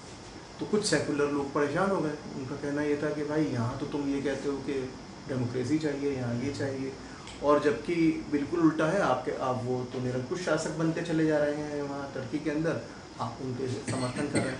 अब इस सवाल पर हम बड़ी जल्दी कूद पड़ते हैं, या तो हमारे दो कंक्लूजन निकलेंगे। पहला कंक्लूजन ये निकलेगा कि मुसलमान दरअसल जहाँ माइनॉरिटी में होते हैं वहाँ अलग तरीके से बात करते हैं, जहाँ मेजोरिटी में होते हैं अलग तरीके से बात करते हैं। दूसरा बड़ा सिंपैथेटिक एक्सप्लेनेशन होगा जिसमें आप ये कहेंगे अरे बेचारे यहाँ पिट रहे हैं, अगर वहाँ थोड़ी सी सुकून मिल रहा है तो ठीक है उसको ले लेते हैं। ये दोनों गलत है। इसलिए गलत है क्योंकि एपरेटस हम नहीं समझ रहे हैं। एपरेटस क्या है, घटना हुई, अंग्रेज़ी पढ़े लिखे कुछ लोगों ने फेसबुक या ट्विटर के ऊपर कुछ कहा तो परिघटना से मुद्दा बना। पहला स्टेज है परिघटना से इवेंट टू आइडिया, परिघटना से मुद्दा बनना। उसके बाद कुछ लोग जो थे वो उसमें बातचीत करने लगे, उस मुद्दे को उन्होंने उछालना शुरू किया, तो ये दूसरा स्तर था जिसमें विमर्श बन गया। अब आप भागीदारी हो रही है, कोई कह रहा है ऐसा नहीं है, कोई कह रहा है ऐसा है, ये विमर्श बन गया। तीसरा हुआ कि पक्ष विपक्ष बन गए, मैं इस पक्ष का हूँ और आप दूसरे पक्ष के। और अंत इस बात का हुआ कि हम 20 करोड़ लोगों के बिहाफ पर बोलने लगे। हमने कहा मुसलमान ऐसे सोचते हैं या ऐसे नहीं सोचते। तो ये तंत्र क्या है? तो जो 6 चीज़ें 5 लेयर्स मणि जी ने बताए हैं, उन 3 का 2 में परिवर्तित होने का तंत्र ये है। इस एपरेटस को मुझे लगता है हमें समझना चाहिए। ठीक, आपकी इस बात से मैं बिल्कुल सहमत हूँ और मैंने कोशिश की है इस बात को, मैं हो सकता है इस किताब में ना हो, कि ये हमारी बहुत बड़ी जिम्मेदारी है। हम लोग जिम्मेदार हैं उसके लिए। हम दूसरों को कहने से पहले अपने आप को देखें कि हमने क्या किया। लेकिन हम पेशेवर भी हैं, हमारी जिम्मेदारी हमारे पेशे के लिए है और उस पेशे का हमें पैसे मिलते हैं। तो अगर हम बौद्धिक खुलापन अपने स्टूडेंट्स को सिखा पाए, इन्होंने सिखा दिया मुझे, अगर मैं आज मतलब इनको भरोसा मेरे ऊपर मेरे से ज़्यादा था, ठीक है, अगर ये नहीं कहते कि मैं ये काम कर सकता हूँ तो मैं भी पुरानी दिल्ली के कुछ और लोगों की तरह या तो दुबई में बैठा होता, कुछ सामान बेच रहा होता या कुछ और कर रहा होता। इन्होंने कहा नहीं तुम ये कर सकते हो, ठीक है। तो और ये भी कहा कि इन विचारों में दम है। मेरी और एक अध्यापिका थी जिन्होंने एक नोट मैंने लिखा था, उस नोट को उन्होंने रिजेक्ट कर दिया था, मतलब फेंक दिया था, ये पागलपन की बात है। इन्होंने ऐसा नहीं किया, तो इसका मतलब इन्होंने अपनी बौद्धिक जिम्मेदारी और अध्यापन की जिम्मेदारी को निभाया। मैं अध्यापन नहीं करता, मैं पेशेवर रिसर्चर हो चुका हूँ क्योंकि CSDs में बहुत कम टीचिंग करते हैं। तो मैं अपने लेखन में जितना खुलापन लाऊंगा तो मुझे लगता है मैं उतनी जिम्मेदारी कर सकता हूँ। उसके आगे की जिम्मेदारी में सहमत हूँ मैं पूरी तरह से। वो कैसा, उसका स्वरूप कैसा होगा मुझे नहीं पता, और कई बार आपको ये पता होना चाहिए। और मैं ये मान के चलता हूँ, मुझे ये कहने में कोई गुरेज नहीं है, मेरी सीमा है, मैं यहाँ से आगे नहीं जा सकता। ठीक, जो आपकी बात है उत्तर भारत वाली, बहुत ज़रूरी बात है और बहुत सही आपने इसकी तरफ इशारा किया है। ये बिल्कुल ठीक है कि उत्तर भारतीय, लेकिन मैंने गुजरात पर लिखा। गुजरात को मुग़ल शासन में दक्षिण कहा जाता था, एक बात। दूसरा, मेरे अंग्रेज़ी लेखन में और जो किताब पर मैं काम कर रहा हूँ वो बिल्कुल एग्जैक्टली यही है कि मैं दक्षिण में बैठकर हिजाब वाली बहस से शुरू करके मैं उत्तर की तरफ देखना चाहता हूँ। तो वो बहुत ज़रूरी पॉइंट है, उसको मैं ये नहीं कर रहा। लेकिन इसमें एक बात मैं कहना चाहता हूँ, ये किताब एक फ्रेमवर्क दे रही है मुस्लिम राजनीति को समझने का, और उस फ्रेमवर्क में उत्तर दक्षिण वाली में बहुत फ़र्क इसलिए नहीं होगा कि जो मुस्लिम राजनीति का विमर्श है वो उत्तर भारत केंद्रित है। जो भी उत्तर भारत में होता है, जैसे नाजिमा का एक काम है, नाजिमा परवीन का एक काम है कंटेस्टेड होमलैंड्स की जो किताब है, बहुत दिलचस्प काम है। उसमें एक बात जो है बहुत दिलचस्प है कि ये पूरा आइडिया जो मिनी पाकिस्तान का है, तो वो ये दिखाती हैं उस काम में कि दक्षिण में जहाँ पर कोई पार्टीशन नहीं भी हुआ, वहाँ के छोटे से शहर में अगर कोई दंगा हो जाता है केरल में, तो या जहाँ पर मुसलमान रहते हैं उसको भी मिनी पाकिस्तान कह दिया जाता है। इसका मतलब ये हुआ कि उत्तर भारत विमर्श इतना ज़्यादा प्रीडोमिनेंट है मुस्लिम राजनीति को समझने में भारत में, इस कारण से नेचुरली हो रहेगा। दूसरी जो मुझे लगता है मेरी सीमा है वो है भाषा की। मैं हिंदी उर्दू जानता हूँ तो मैं समझ लेता हूँ, गुजराती पंजाबी समझ में आ जाती है, लेकिन इसके बियॉन्ड जाना, उसके अंदर बिना भाषा के, उसकी अपनी चुनौती है। तो वो काम मुझे लगता है होना चाहिए। एक दो लेख मैंने लिखे हैं केरल पर, अभी कर्नाटक वाले पर, और हम जब उड़ीसा पर भी एक दो काम किए हैं, लेकिन वो काम जो है वो ज़ाहिरी तौर पर वो बिना भाषा जाने किए गए काम है। तो भाषा की अपनी सीमितता होती है और मैं उसको कोई दावा नहीं कर सकता। हम अपनी भाषा नहीं जानते तो हम कैसे दावा करेंगे वो। लेकिन ये आपका जो पॉइंट है ये बहुत ज़्यादा इम्पोर्टेंट है। If you allow me Please. लाल साहब, ये उत्तर बनाम दक्षिण का जो नैरेटिव है था, अब चर्चाएं संवाद तो चल ही रहे हैं, विषय ऐसे हो गए कि वो आज वो आम जिंदगी का हिस्सा बन गए। कुछ हमारे साथी हैं जो एक बहुत ही प्रतिष्ठित संगठन के साथ हैं, जिसको कहीं ना कहीं आपने यहाँ पर चर्चा भी करी, तो जब उनसे बात हुई कि भाई हर चीज़ में हम बाइनरीज में क्यों देख रहे हैं, तो कह रहे यदि अगर आप हमें समझ रहे हैं, हम चीज़ों को बाइनरी में देख रहे हैं, अस वर्सेस देम के उसमें, तो देम का ये जो एक मोनोलिथिक आइडिया है, इसको तोड़ने का तरीका यही है कि आप बताएं कि आप दक्षिण को भी देखें। दूसरा हिलाल साहब, अगर आप देखेंगे 70, 80, 90, तो मैंने काफ़ी दक्षिण में 2012 से काफ़ी ट्रैवल करा है, किसी को भी जैसे वो कहते हैं जो आम मुस्लिम प्रॉब्लम है वहाँ बिल्कुल अलूफ हैं लोग।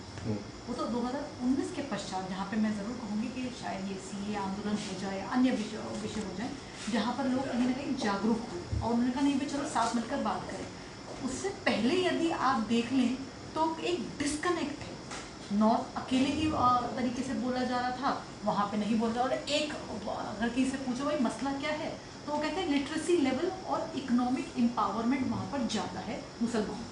ये बात निश्चित है, यदि आप केरल में भी देखें, XYZ कोई सा भी सरकार हो, क्योंकि वहाँ पर मुसलमान के पास ज़मीन की संपत्ति ज़्यादा है और डायस्पोरा की जो संपत्ति है वो कहीं ना कहीं एक इन्फ्लुएंशियल प्लेयर होता है सरकार के फॉर्मेशन में।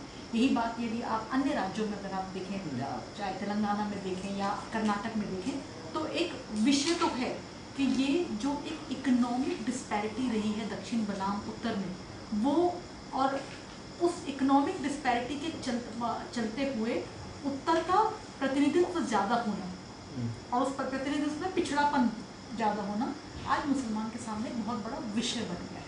और जो मोनोलिथिक का एक विचार है, वो हम इसे ही नहीं तो इसलिए तोड़ पा रहे क्योंकि हमने कहीं ना कहीं इस नॉर्दर्न नैरेटिव को एक अपने हम यहाँ मैं थोड़ा सा असहमत इस बात पे हूँ कि हम कौन है, ये हम नहीं ये हम कौन है, हम शोधार्थी हैं। मेरे लिए हम का मतलब हम शोधार्थी हैं और हमारी अपनी सीमाएं हैं, शोध की अपनी सीमाएं होंगी। लेकिन इसमें दो चीज़ें, एक तो ये है कि हाँ आपकी बात से कौन मुत्तफिक नहीं होगा, बिल्कुल सही बात है, ऐसा है। लेकिन जो पॉलिटिकल कल्चर है वो नॉर्थ साउथ का बहुत सिमिलर है। जैसे मैं एक छोटा सा उदाहरण दूंगा, मेरा एक और काम है जो राजनीतिक स्मारकों पर, तारीख़ी इमारतों के ऊपर है, और उसमें मैंने एक काम किया था समाधि के विचार में। समाधि का जो पूरा आइडिया है वो पूरा का पूरा उत्तर औपनिवेशिक काल के बाद का विचार है, ठीक है। दिलचस्प बात यह है कि समाधि जो है वो समाधि, गांधी की समाधि बनने से पहले कोई पॉलिटिकल समाधि होती नहीं थी। लेकिन दक्षिण में जब नेता मरने शुरू हुए, बड़े नेता, तो उनकी भी समाधियाँ उसी फॉर्मेट में बनी जिस फॉर्मेट में नॉर्थ में बनी। पॉलिटिकल कल्चर में बहुत फ़र्क नहीं रहा, जो रूलिंग क्लास थी उसका कैरेक्टर बहुत सिमिलर था।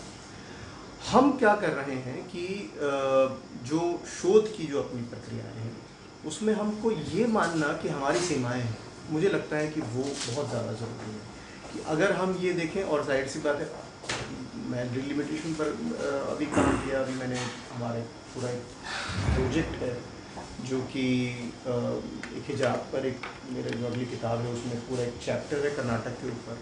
तो मैं ये मान रहा हूँ कि हाँ ये ज़रूरी है, मैं मान रहा हूँ कि वो स्पेसिफिसिटी है, लेकिन अपनी हमारी सबकी लिमिटेशन है। दिक्कत कहाँ पर आती है कि जो बड़ी पिक्चर हम क्रिएट करते हैं उस बड़ी पिक्चर में ये बाइनरी बनाकर, अब ऐसा क्यों नहीं हुआ कि अभी तक कोई व्यक्ति आए और ये कहे कि मैं केरल से पूरा भारत देखना चाहता हूँ। मुझे कोई किताब नहीं मिली ऐसी जो केरल के वेंटेज पॉइंट पर खड़े होकर पूरे भारत का तस्वुर हमें पेश करके बता सके। ऐसा क्यों नहीं हुआ कि तमिल राजनीति जो है वो केवल और केवल वो फेडरलिज्म की पूरी बहस में चली जाती है। ऐसा क्यों नहीं होता कि तमिलनाडु के पर्सपेक्टिव पर खड़े होकर ये कहें कि भारत का विचार क्या है। जब मेरे अपने एक दो स्टूडेंट्स थे उनको मैंने इनकरेज किया कि भाई तुम ये कुछ थोड़ा तो करो, बड़ी पिक्चर तो देखो। उत्तर भारत के लोग जो हैं, अब यहाँ पर ये केवल ये नहीं कि मैं उत्तर भारत से बात कर रहा हूँ, उत्तर भारत के लोग जब बड़ी पिक्चर के का इस तरह का कोई तस्वुर लेकर आते हैं, गांधी बहुत बड़े उदाहरण है इसका, जो छोटी बात करना चाहते हैं बड़ी पिक्चर को बिना मिस किए, ठीक है। हमारी दिक्कत क्या है शोधार्थियों की कि जो बड़ी पिक्चर है हम उसको कहीं ना कहीं पर नज़रअंदाज करें। तो मुझे लगता है कि हमें थोड़ा सा, इसीलिए मैं आपकी ये बात मुझे बहुत ज़्यादा एक बात मुझे इस पे I would like you to consider, खासकर से केरल के बारे में मुझे लगता है जो इंटरेक्शन वहाँ पे जो इस्लाम का है लोकल कम्युनिटी के साथ, जैसे वो फिर मुस्लिम कम्युनिटी जैसे कॉन्स्टिट्यूट होता है, वो मुझे लगता है कि बिना बड़े पिक्चर को मिस किए भी हम लोग उस वेंटेज पॉइंट से चीज़ों को भी देख सकते हैं। और वो जो लार्जर आर्गुमेंट है उसको स्ट्रेंथन करेगा कि जो जो आपने कहा ना कि इस्लाम जहाँ पे गया है तो वहाँ का जो कल्चर है उससे कैसे वो एंगेज किया, या जिसमें एंटेंगलमेंट ऑफ सिविलाइजेशन कहता है, तो साउथ का जो एंटेंगलमेंट ऑफ सिविलाइजेशन है वो एक इंटरेस्टिंग फ्रेम क्रिएट करता है जो बड़े पिक्चर को और थोड़ा फलक को स्पष्ट कर सकता है कि ये प्लुरैलिटी ऑफ इस्लाम जो मेजर आर्गुमेंट आता है, उस प्लुरैलिटी ऑफ इस्लाम को वो काफ़ी स्ट्रेंथन। एक्चुअली क्या है कि इस किताब में अंग्रेज़ी का जो मैंने काम किया है इस किताब को लिखने के बाद वो नहीं है, तो उसके अंदर एक ऐसे है जो कि केरल के इस्लाम के ऊपर है, जैसे प्लुरैलिटी का ही चर्चा हो रही है। मैं थोड़ा इसके ऊपर मैं बता दूं कि जो मॉनसून इस्लामिक किताब है थॉमस प्रिंस की किताब, बहुत दिलचस्प किताब है। मतलब अगर वाकई किसी को रिसर्च करनी चाहिए तो वैसी करनी चाहिए, उन्हें मलयालम याद आती है, और मलयालम जब हम कहें तो मलयालम केवल एक भाषा नहीं, अरबी मलयालम अलग है, ठीक है, तो उनको अरबी मलयालम भी आती है, और वो कहाँ से मतलब फिजी से सोर्सेज लेकर आते हैं केरल में और हिस्टोरिकली देखने की कोशिश करते हैं। और कहानी शुरू होती है इस बात से कि एक कहानी एक केरल की बड़ी मशहूर एक कहानी है, उसको प्रधानमंत्री मोदी भी कई बार उस कहानी के साथ चले जाते हैं। जब वो सऊदी अरब गए थे तो उस कहानी के साथ गए थे। कहानी ये है कि जो केरल के एक जो शासक थे, केरल 1956 में बना है तो हमें थोड़ा कन्फ्यूजन नहीं होना चाहिए, कोची में एक शासक थे और उन्होंने ये देखा कि चांद के 2 टुकड़े हो गए, और उस चांद के 2 टुकड़ों, ये कहानी है, चांद के 2 टुकड़े हो गए हैं और उनको ये पता लगता है कि कोई पैगंबर हैं जिन्होंने चांद के 2 टुकड़े किए। उनको 2 टुकड़े होते हुए दिख गए और वो चले गए मक्का। वो ऐसे उस तरह कहा जाए तो वो पहले सहाबी भी हैं भारतीय जो कि जिन्होंने मोहम्मद साहब को देखा, ठीक है। और उसके बाद में उन्होंने वहाँ से ये कहा कि अब जाकर एक मस्जिद बना दो। वो भारत की पहली मस्जिद है, उसका सोने का मॉडल लेकर उसी मस्जिद का प्रधानमंत्री मोदी 2017 में जब गए थे तो वो उसी मस्जिद का मॉडल लेकर गए थे। इस कहानी को वो समझने की कोशिश करते हैं कि आखिर ऐसा क्या होता है। ये सारे शब्द जो हम बोलते हैं, बंदरगाह, ठीक है, नाजिम, ये सारे शब्द जो हैं ये उसी संदर्भ में निकल रहे हैं जो केरल का संदर्भ है। और इस्लाम बड़े अजब तरीके से हो रहा है। तो जो जिसे मोकला कहा जाता है, जो कम्युनिटी है, उसका जन्म ऐसे हुआ कि वो लोग जब यहाँ आए तो जब जितने समय यहाँ रहते थे तो यहाँ की दलित महिलाओं से शादी कर लिया करते थे, और यहाँ की जो दलित महिलाओं के बच्चे हुए वो नेचुरली मुसलमान थे, उनको एडवांटेज था, वो मलयालम भी जानते थे और अरबी भी जानते थे। इसीलिए वो नए जो थियोलॉजी डेवलप हुई केरल में वो उन लोगों से हुई। तो वो क्या करते थे, वो जो मुफ्ती बने, दिलचस्प बात यह है कि जैसे जैसे इस्लाम का वर्चस्व बढ़ता गया वैसे वैसे जब वो मुफ्ती बनने शुरू हुए तो वो इजिप्ट के अंदर भी आपको मिल जाएगा। जो मोकला व्यक्ति हैं वो इजिप्ट के अंदर भी मुफ्ती का काम कर रहे हैं। मतलब मुफ्ती वो व्यक्ति है जो कि सबसे बड़ी डिग्री अगर कहा जाए इस्लाम की वो है। तो वो उन्होंने वहाँ पर इतना वो पावरफुल हो गए, मतलब पावरफुल इन द सेंस कि इतना एकोमोडेशन था उनका कि जो यहूदी थे वो भी अपने मसले वहाँ उन लोगों के पास लेकर आते थे, क्योंकि वो भाषाएं भी जानते थे और वो थियोलॉजी दोनों तरह की जानते थे। माँ की तरफ से उनको केरल उस कोची रीजन की वो थियोलॉजी मिली थी। और यहीं पर एक बहुत ही दिलचस्प बात, और इससे मैं अपनी बात को ख़त्म करूँगा, वो क्या है कि बहुत बाद में मौलाना आज़ाद ने कहना शुरू किया कि दारुल अमन है। पूरी जो बहस है ना कि इस्लाम 2 हिस्सों में, दारुल, जहाँ मुस्लिम शासन होगा वो दारुल इस्लाम होगा, जहाँ नहीं होगा दारुल अरब होगा, और दोनों में कॉन्फ्लिक्ट रहेगा। लेकिन ये सच नहीं है। इसलिए, और भारत उसका सबसे दिलचस्प उदाहरण है। केरल में तो उन लोगों को सवाल ये पैदा हुआ कि जो खुतबे की बात कर रही थी अन्ना, वो खुतबा हम कैसे पढ़ेंगे। तो खुतबा में आपको शासक का नाम लेना होता है। तो वो जो खलीफा वक्त थे उनके खुतबे नहीं पढ़ना चाहते थे क्योंकि वो शासक यहाँ है नहीं। तो इसीलिए बहुत दिलचस्प बात है कि वहाँ के जो स्थानीय शासक थे उनको वो इस्लामी शासक के रूप में मानकर इस रीजन को, जो ये कोची और इसके आसपास का दक्षिण भारत का ये वाला हिस्सा जिसको आज हम केरल कहते हैं, उसको दारुल अमन कहा करते थे। दारुल अमन और दारुल मुहादा, मुहादा माने एग्रीमेंट, यहाँ हम एग्रीमेंट से रखते हैं। तो जो सवाल आप कह रहे हैं और आमना जिसकी तरफ कह रहे हैं वो बहुत इसलिए दिलचस्प है कि इससे वाकई में नया पर्सपेक्टिव तो मिलता है देखने समझने में। लेकिन यहीं पर मेरा लेकिन बहुत बड़ा है, वो क्या है कि ये इतिहास है, राजनीति का वर्तमान बदल चुका है। केरल बिल्कुल अलग किस्म का समाज है। और क्यों है? पेट्रो डॉलर वाली बात जो आपने कही बहुत महत्वपूर्ण बात है। वो इसलिए महत्वपूर्ण बात है कि, और ख़ास तौर से हिजाब डिबेट के अंदर ये है, ये इसको अगर मैं आपके तर्क को बड़ा कर दूँ, बड़ा करके देखने की कोशिश करूँ, तो हम ये पाते हैं कि जो लोग वहाँ से जाते हैं वहाँ सिर्फ मुसलमान थोड़े जाते हैं भाई। मिडिल ईस्ट में जो लोग जा रहे हैं वो केवल मुसलमान नहीं, नॉन मुस्लिम्स भी जा रहे हैं, क्रिश्चियन भी जा रहे हैं। अगर केरल के पर्सपेक्टिव से या दक्षिण में कर्नाटक के पर्सपेक्टिव से देखें तो उसमें क्रिश्चियंस भी जाते हैं, हिंदू भी जाते हैं और मुसलमान भी जाते हैं। ये लोग जब वहाँ जाते हैं और वहाँ जिस तरह की सोच लेकर ये वापस आते हैं, तो एक तो पैसा लाते हैं और दूसरा नॉन डेमोक्रेटिक बिहेवियर लेकर आते हैं। लोकतंत्र वहाँ है नहीं, तो इनके जहन में जो पिक्चर बनती है वो बड़ी वैचारिक किस्म की बनती है। तो एक भाई साहब आए थे जो मुझसे पूछ रहे थे कि आप मस्जिद के आर्किटेक्चर पे काम करते हैं, तो ये बताइए कि मस्जिद का आर्किटेक्चर साउथ में कैसे हो गया। तो मैंने कहा अगर मैं इसको ऐसे ना देखकर ये कहूँ कि जितने मंदिर पिछले 20 सालों में या जितने चर्च 20 सालों में बने हैं, उनका आर्किटेक्चर और वो पैसा कहाँ से आया? वो पैसा भी तो पेट्रो डॉलर से आया है ना। तो दक्षिण कर्नाटक में हिजाब के ऊपर जो बहस चल रही है वो पेट्रो डॉलर कॉन्फ्लिक्ट है। तीनों कम्युनिटीज़ के पास पैसा है, तीनों अपनी अपनी बड़ी तथाकथित ग्लोबल आइडेंटिटी के साथ लोकल लेवल पर पॉलिटिक्स कर रहे हैं। तो ये इसीलिए जो ऐतिहासिक तर्क हैं उनकी अपनी एक सीमा होती है, लेकिन जो वर्तमान है वो बदल जाता है। मेरे ख्याल से मैंने, आप कुछ कह रही थी आमना?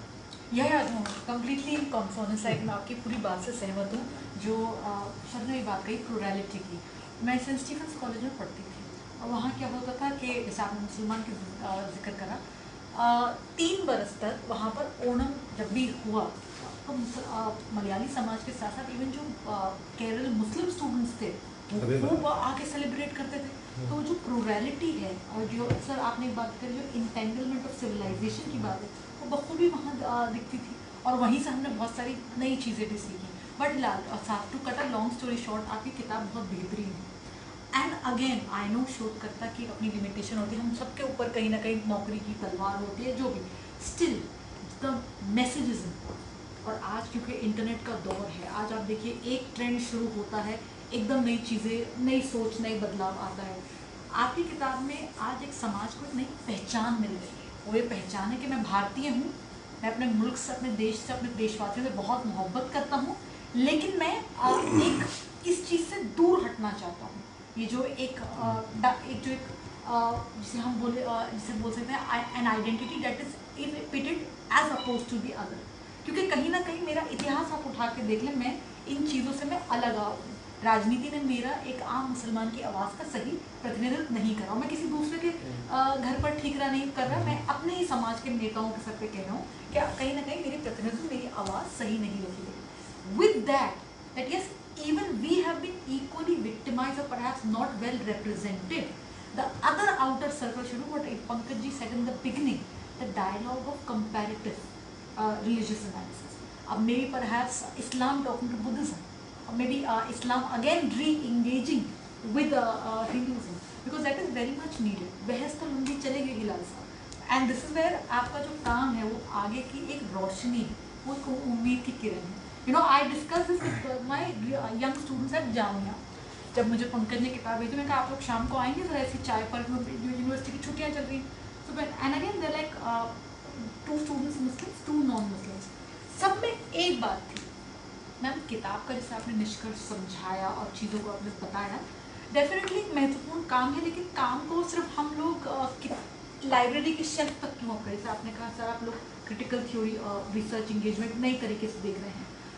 आज समाज के सामने सबसे बड़ी प्रॉब्लम ये है कि अगर पॉलिटिकल लीडरशिप डिक्लाइन हुई है या नहीं रह पाई, इक्वली इंटेलेक्चुअल लीडरशिप, ऐसे बेहतरीन विचारक हैं, अगर आप उनके काम को आप देखें, वो काम आम जन तक क्यों नहीं पहुंचे? That is I would always मुझे थोड़ी सी बात कर लेनी चाहिए यदि आपका समय हो तो। मुझे लगता है कि मुझे भी कुछ करना है। हाँ, मुझे लगता है कि दो बातें हैं। देखिए, मैं हिंदाज से बिल्कुल सहमत हूँ और मेरे बहुत सारे दोस्त हैं जो बात आप कह रहे हैं उसके लिए हमारी आलोचना भी करते हैं। आप पॉलिटिकल पोजीशन नहीं लेते हैं, आप पॉलिटिकल। मेरा कहना है कि हम लोगों को शोधकर्ता सत्य शोधक होना चाहिए और सत्य के शोधन के बाद का जो काम है वो बाकी लोगों का काम है। यदि हम दूसरे रोल में जाएंगे तो हमारा काम अधूरा रह जाएगा। तो ये काम है, बिल्कुल आप सही कह रही हैं। दोनों ही जो इनकी किताब है, इस किताब से जो बातें निकलती हैं, अब वहाँ से रिले लेके किसी और को चलना है, वो अगला रेस जो है रिले का वो कोई और लेके चलेगा। तो यहाँ मुझे लगता है कि शोधकर्ता का जो ड्यूटी है वो ड्यूटी बखूबी निभाना बहुत इम्पोर्टेंट है। इसका मतलब ये नहीं है कि हम सिर्फ शोधकर्ता है, हमारा दूसरा भी रोल है और हम उसको भी करने की ज़रूरत है। लेकिन शोध का स्वरूप क्या होगा, इस पे बात करने की ज़रूरत है, जिसे हम लोग कहते हैं ट्रांसफॉर्मेटिव सोशल साइंस।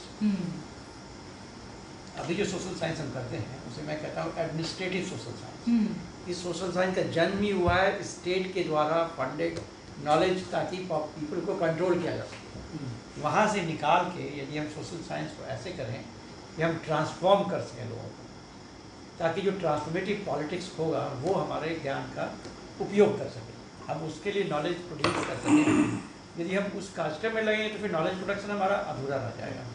इसीलिए मैं हिलाल की इस बात से कई बार सहमत होता हूँ कि बल्कि मैंने अपने अंदर भी ये चेंज लाया है, क्योंकि मैं भी पहले इस बात में था कि भाई हमारे हर बात का इम्पैक्ट होना चाहिए और सीधा फील्ड में जाना चाहिए।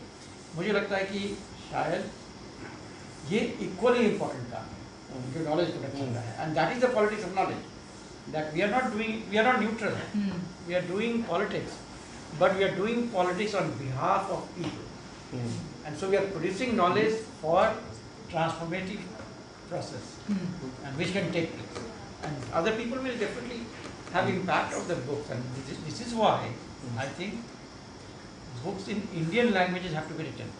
I will be very happy if the book is translated into Malayalam, Telugu, Punjabi, not in English.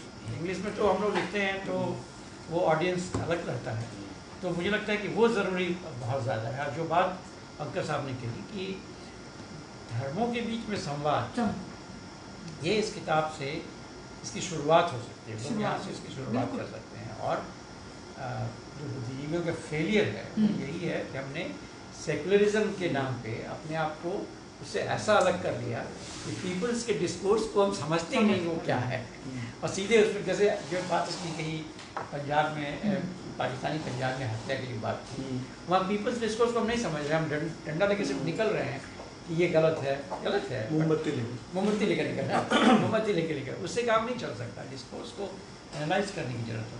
Anyway बस 2 मिनट उसके बाद मुझे मालूम है काफ़ी समय हो चुका है। हाँ, नहीं, क्योंकि आधी चीज़ तो आधी बात तो मनीष जी ने कह दी जो मैं कहना चाह रहा था, लेकिन एक और बात जो है वो अभी योगेंद्र जी ने बहुत अच्छा एक ये किया है, BBC के साथ इंटरव्यू किया है, और उसमें उन्होंने बहुत दिलचस्प चीज़ एक लिखी थी।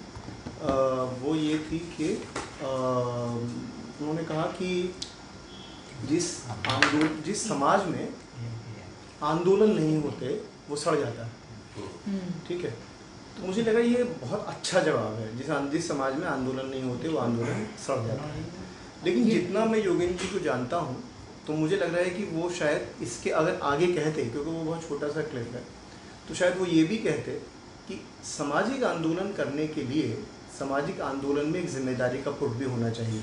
अभी हम जिस तरह से आंदोलन कर रहे हैं वो आंदोलन सिर्फ आंदोलन के लिए करने वाले आंदोलन हैं, उसमें कोई कंस्ट्रक्टिव इंगेजमेंट नहीं है। मुझे ये अच्छा नहीं लगता, हिंदुत्व एक शब्द हो गया जिसके हमें बुराई करनी है, लेकिन या आलोचना करनी है या पोजीशन लेनी है, लेकिन मैं उसका विकल्प क्या दे रहा हूँ?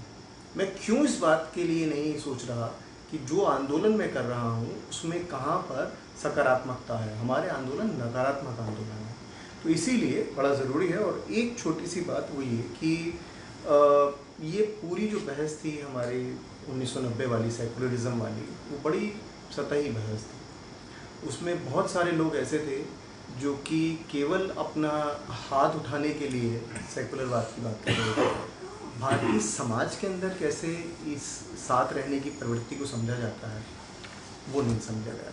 तो इसीलिए अगर बौद्धिक काम अपने आप में आंदोलन है तो बौद्धिक आंदोलन को उसके खुलेपन और उसकी रचनात्मकता दोनों के साथ लेकर चलना पड़ेगा, नहीं तो गड़बड़ हो जाएगी। बस मुझे बहुत शुक्रिया, बातचीत हुई, आप सब लोग, दीक्षित साहब भी आ गए, सब लोग आ गए यहाँ पर, बहुत अच्छी बातचीत हुई। फिर हम लोग इस दूसरे किसी किताब पर मिलेंगे, जरूर जल्दी मिलेंगे और फिर एक नई बातचीत शुरू करेंगे। आप सब लोगों का हृदय से आभार, बहुत बहुत शुक्रिया। बहुत बहुत thank you Pankaj ji. Thank you.